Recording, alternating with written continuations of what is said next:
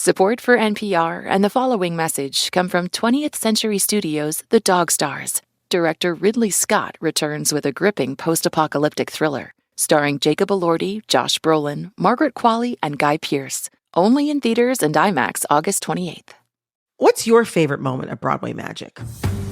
For me, it's seeing Audra McDonald perform Rose's Turn from Gypsy. Here she is, boys! Here she is, boys! Here's a rose! I saw that show with my family in 2024, and we still talk about that performance, okay? I mean, you got Audra in all her glory, all of her acting prowess, meaning all of her singing excellence, and just this one perfect, memorable performance. Like, my husband still pulls up that performance from the Tonys on YouTube and watches it. It's that good. We are constantly trying to relive that magic. Now, what if I told you that actors, producers, directors are all sounding the alarm that they don't know if we're going to get too many more electric on-stage moments like that? Actors are performing some of the most demanding shows in Broadway history, but the take-home pay isn't quite matching up. Meanwhile, producers are facing skyrocketing costs and shrinking margins, and I don't see anyone jumping for joy at how high these ticket prices have gotten. Is Broadway at the risk of taking its final bow? To understand whether or not Broadway is broken or maybe just broke, I'm here with Broadway sensitivity specialist Ann James and entertainment lawyer and Broadway producer Mark Hirschberg. And Mark, welcome to It's Been a Minute. Thank you. Thank you. Yeah, thank you very much for having me. Hello, hello. I'm Brittany Luce, and you're listening to It's Been a Minute from NPR, a show about what's going on in culture and why it doesn't happen by accident.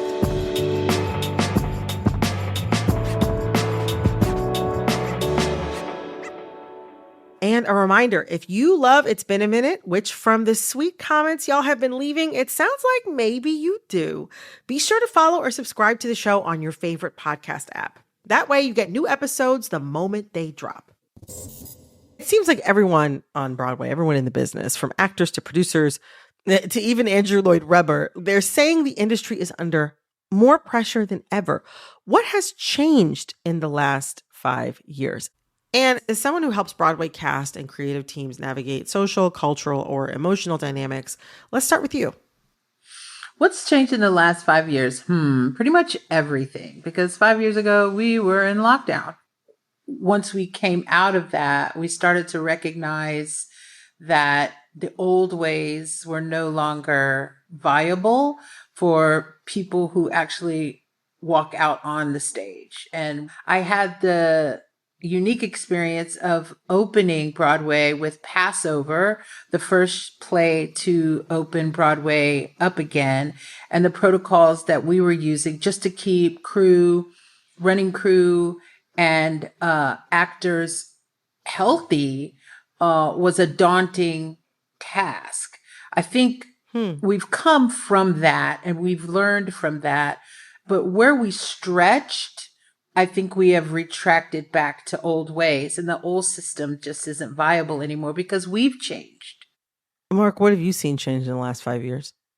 I think that a lot has changed. I think that the costs are different now. Behind the scenes, the production costs, the weekly operating expenses are up about a third from what they were, certainly 10 years ago, and certainly over the past 5 years. We've seen general inflation across the board. The price of fabric and lumber is going up. That means that the sets are more expensive to build. The costumes are more expensive to fabricate.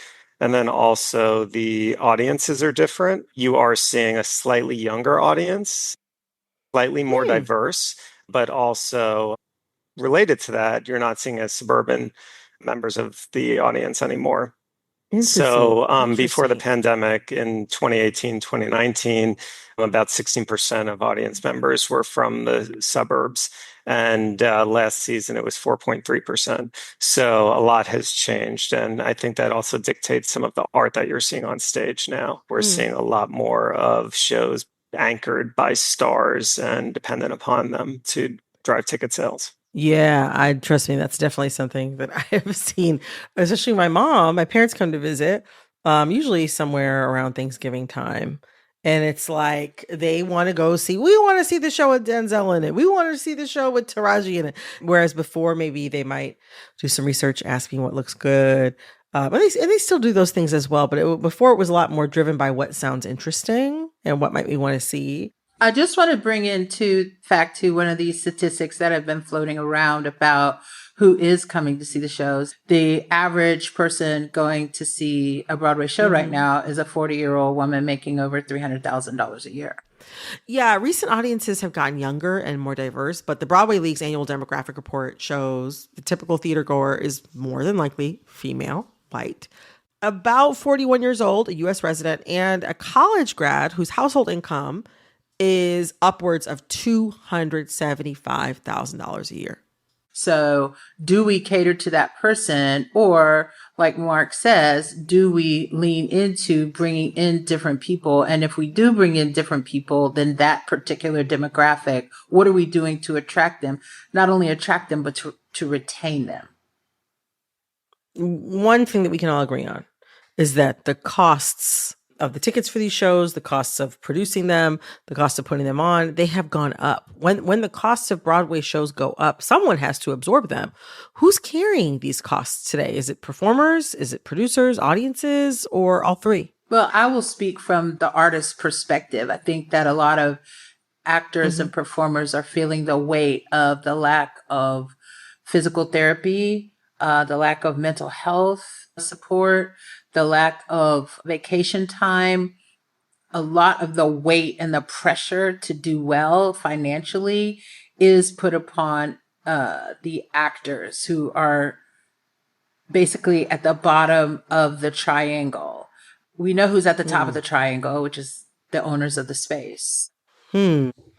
Yeah, Mark, I'd love to hear from you on this. Who do you see absorbing the costs of these, skyrocketing? Almost everyone's absorbing the costs. I think that as a result of the higher costs each week, the only lever that the producers have to play with are the ticket prices. There's not really any additional revenue streams on Broadway.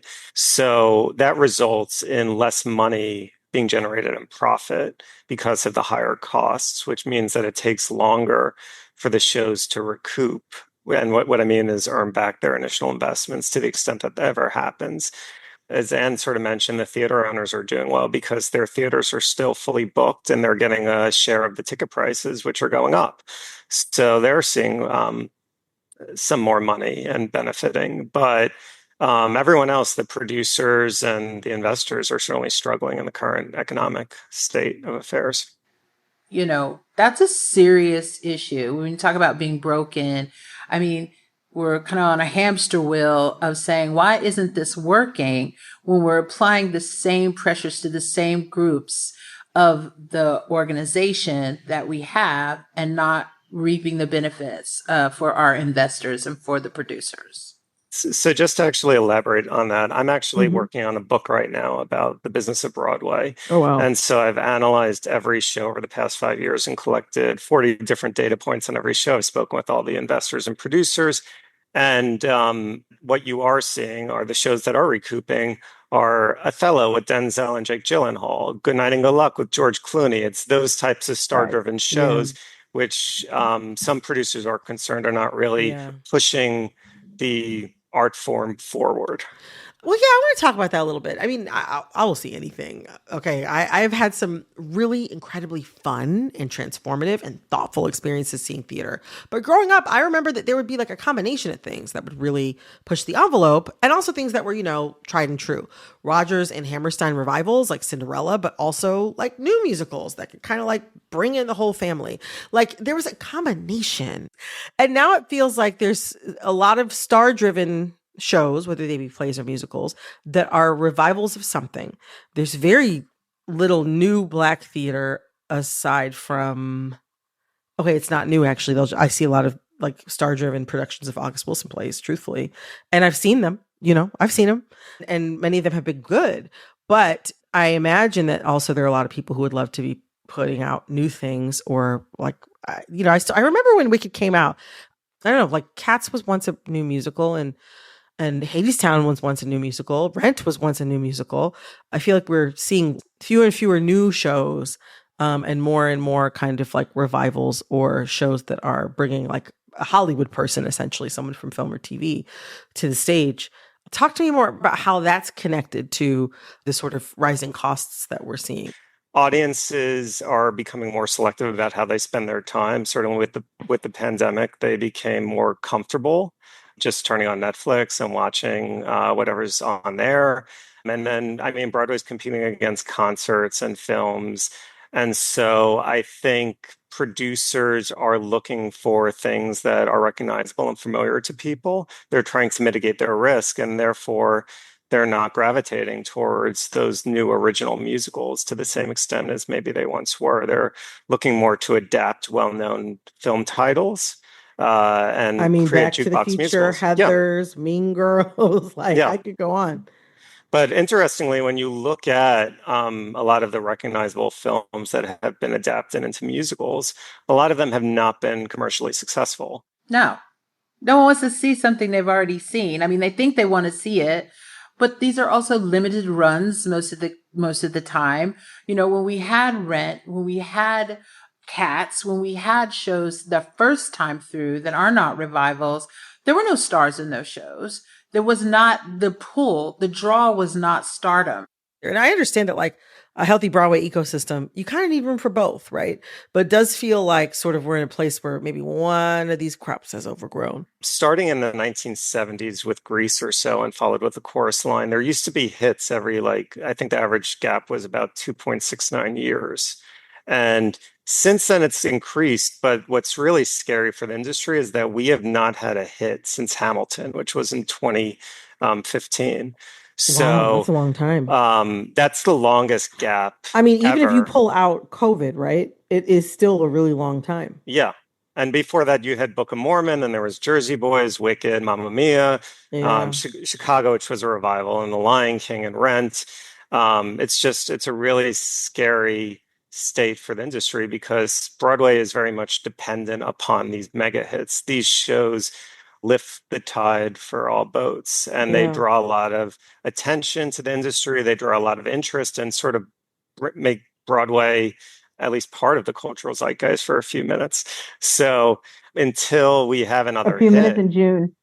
yeah, Yeah. The but Tonys here. we just really need these hits in order to survive. Yeah. And what's scary is we don't have one. We haven't had one.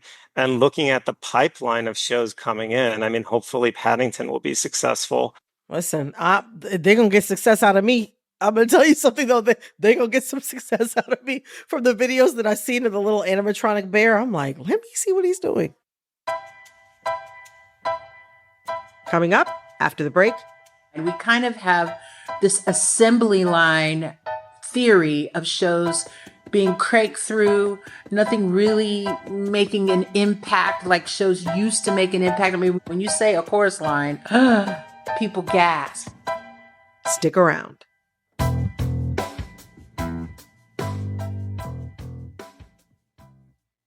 This message comes from Progressive Insurance. Insurance isn't one size fits all. That's why drivers have enjoyed Progressive's Name Your Price tool for years now. With the Name Your Price tool, you tell them what you want to pay, and they'll show you options that fit your budget. So whether you're picking out your first policy or just looking for something that works better for you and your family, they make it easy to see your options. Visit Progressive.com. Progressive Casualty Insurance Company and Affiliates. Price and coverage match limited by state law. Support for this NPR podcast and the following message come from Carvana. Selling your car? Carvana has offers so good, they're almost inexplicable. Sell your car 100% online in minutes. Visit Carvana.com today. Support for NPR and the following message come from 20th Century Studios' The Dog Stars, only in theaters and IMAX August 28th. Visionary filmmaker Ridley Scott returns with a gripping post-apocalyptic thriller.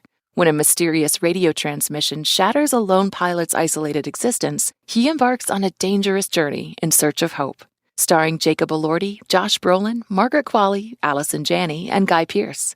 The Dog Stars, only in theaters and IMAX August 28th. Get tickets now. This message comes from Lisa. Meticulously designed mattresses, backed by free shipping, easy returns, and a 120-night sleep trial. Visit lisa.com for 25% off today. Plus, get an extra $50 off with promo code NPR.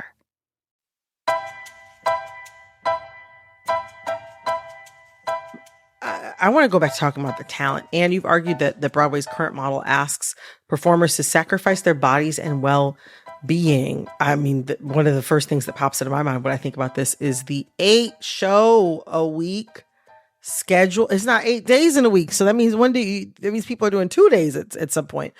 In what ways does it happen that people are sacrificing their bodies and well-being to put on these shows? And what structures are there to keep actors safe? I think it takes a toll physically on especially heavy dance shows like Cats the Jellicle Ball, like Schmigadoon, like those big all cast ensemble dance numbers. They can take a physical toll on the actors. And then that's when you start getting people calling out. That's when you see people crumbling under the pressure of that 8-show week. So all of that taxes the body, mind, and spirit of the individual that's actually doing the most labor. But I think the toll that it's taking makes the retention of people who are most seasoned really, really difficult. Someone is in their 10th to 15th year in the business. They start having families. They get pregnant. They find another passion. They start directing. They start producing. It's certainly putting a strain on what types of shows we can bring. Because if everybody is coming out of an MFA program, they've been honed, they've been trained. They haven't been financially trained on what it means to be a performer. So they don't know things like taxes. They don't know banking. They don't know investments. They don't know any of that. To put it in perspective, I think about someone like Megan Thee Stallion, right? She is somebody who a lot of her online sort of social media personality, her persona as a celebrity, is that she is athletic. She had a fitness wear collaboration with Nike a couple of years back. Okay. She is somebody whose part of her brand is working on being healthy and also doing these really athletic stadium tours, And still, when she had to get on Broadway and do those 8 shows a week, there was a point at which she was hospitalized for extreme exhaustion and she cut her run in the show 2 weeks early. We rehearse every single day. I was like, y'all are not messing around out here on Broadway. Like, y'all are very serious about this. We only have 1 day off. Yeah. And this is my day off today, talking to you. God. But I mean, yeah, Broadway. Again, she's somebody for whom performing is not new. Touring and performing night after night is not new. Working out a lot is not new. And again, she's done all those things as kind of like the lead performer, right? People are coming, they're buying a ticket to go see her when she goes on tour and she's touring with her music. When she went on Broadway, she was not even the main character in the show. She was not the main character in Moulin Rouge. I saw it. I saw her. I was fortunate enough to see her, but she was not the main character in Moulin Rouge. And yet it's just, it just goes to show you that it's just a completely different type of beast, which, I mean, I wonder though, is the problem the schedule itself, or is it the way that Broadway has built its economics around that schedule? I'm wondering, Mark, do you have any insight on that? So, I mean, we've had 8 shows a week for decades. That's the maximum that the unions will permit. There are some exceptions made around the holidays when some shows do like 9 show weeks. Gosh. I think to an extent, it is a way to like maximize the revenues each week for the shows. I mean, the more shows there are, the more money comes in the door. So I think economics certainly drive the decision. There are some shows which have decided to go for 7 shows a week recently. And then you have a situation in certain shows where the lead performers have alternates. So yeah, with Mandy Gonzalez filled in for Nicole Scherzinger yes. on Sunset Boulevard. And then also with Funny Girl, Leah Michelle did 7 shows a week, and then Julie Benko went on for another performance. So there are variations, but in those situations, you really need a show that's strong enough to support that economically. In a pre-interview with our producer Corey Antonio, you drew a parallel between Broadway and the Ford assembly line model. I would love for you to tease that out a little bit more here. Yeah, I mean, historically, vaudeville, burlesque, all of that turn of the century kind of artistic development in our larger cities came from the Industrial Revolution model. So you have someone in the lead at the top, which would be actually the real estate owner, who then determines and decides how things will flow. And the people on the bottom, who happen to be our technicians and our actors, our performers, even our creatives, our designers, our directors, everybody at that level just keeps the fires burning. They keep putting coal in the machine, but they're getting very little return on the effort that they're putting out. And I really feel like it's time for a renaissance. We have to find a better way to oil the machine than expecting all the labor to fall on people who are at the bottom of the foundation.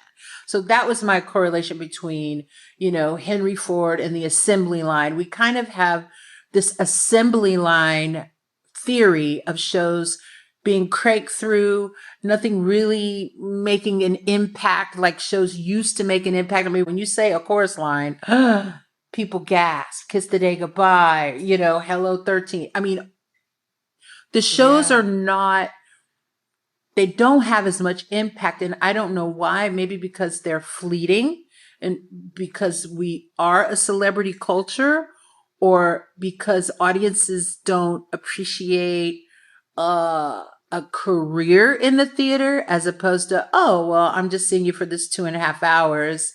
I don't think we have translated what it means to be a theater dog, or, a triple threat, or whatever the currency that used to have. It just doesn't have the currency now. Well, I mean, I feel like what you're talking about is kind of like an industry-wide strategy where, the money gets tight and it feels like everybody has to do just a little bit more and a little bit more and a little bit more, often for the same pay, sometimes for less. And it's something that we see across industries. It's not just entertainment, but like manufacturing, education, journalism. The dynamic you're describing isn't just a Broadway specific thing. It's kind of like an American thing that we're seeing across the labor force. What would need to change to create a healthier future for artists and for audiences? It would be wonderful to take some of the financial pressure. I don't know whether it's the relationship between producers and theater owners, if it's an injection of funds from the government, whether it be city government, state government, federal government, to help. I mean, certainly we have money. Certainly the money is there. We're spending it all over the place. But the arts have not reaped the benefit of the growth in our economy. We just have to make sure that we are subsidizing artists and helping the producers not have to lean on the investors and then say, oops, I'm sorry, I lost your $250,000 and the money of your friends again, and have the owners of the theaters be going, okay, who's next? Who wants to lose their money next? Which is what it feels like is happening.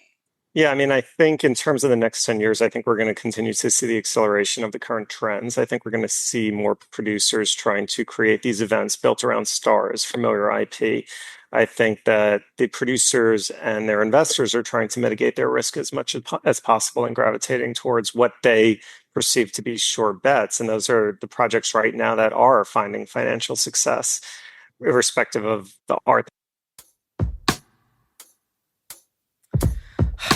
Oh my gosh. I'm really grateful that I got to have this conversation with the two of you today. I have learned so much. Mark, Anne, thank you both so much. Thank you very much for having me. Thanks so much. This has been great. That was Broadway sensitivity specialist Anne James and Mark Hirschberg, entertainment lawyer and Broadway producer. This episode of It's Been a Minute was produced by Corey Antonio Rose. This episode was edited by Nina Patak. Our supervising producer is Cher Vincent. Our executive producer is Barton Girdwood. Our VP of programming is Yolanda Sanguini. All right, that's all for this episode of It's Been a Minute from NPR. I'm Brittany Luce. Talk soon.